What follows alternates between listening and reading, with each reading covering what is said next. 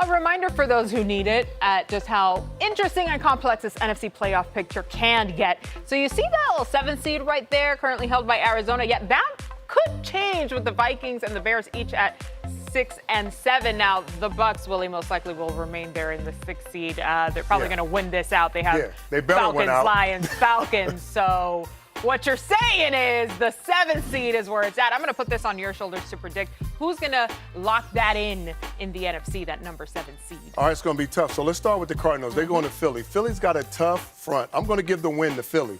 Philly's got a tough front, and guess what? Jalen Hurts is the starting quarterback now. This offense looks a little bit different. Things have changed. Yeah, San Fran, I'll give the Cardinals the win there. And then the Rams have already beat the Cardinals, and they're fighting, tooth and nail, to stay in that 3rd spot. So I'm going to give them an L right there. So 8-8.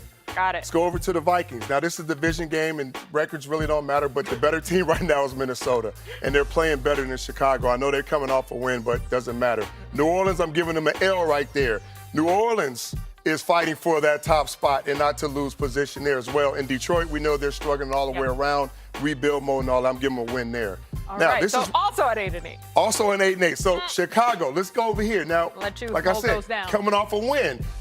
Somebody already did it. Did I get close to it? Well, maybe it's a ghost because they see all three L's. Now, Green Bay is in the number 1 spot right now, right? And they have to go to Chicago. But that's like playing at home. You know the vibes. They always win when they're in Chicago. They're not giving up that number 1 seed. So let's break it down with the 2 8-8 teams. Okay. This is how Minnesota wins this and gets in, okay? Break it down. Head to head, they haven't played each other.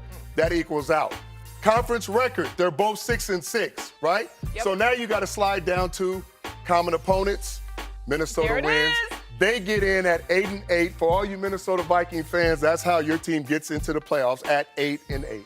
Were y'all paying attention to this? See how I broke that down? I like that. But it's interesting because as we watch these two teams, right, Vikings and Chicago, the inconsistency between those two has really bothered me all year. I mean, you have teams that go on runs and then suddenly they lose to a very winnable game.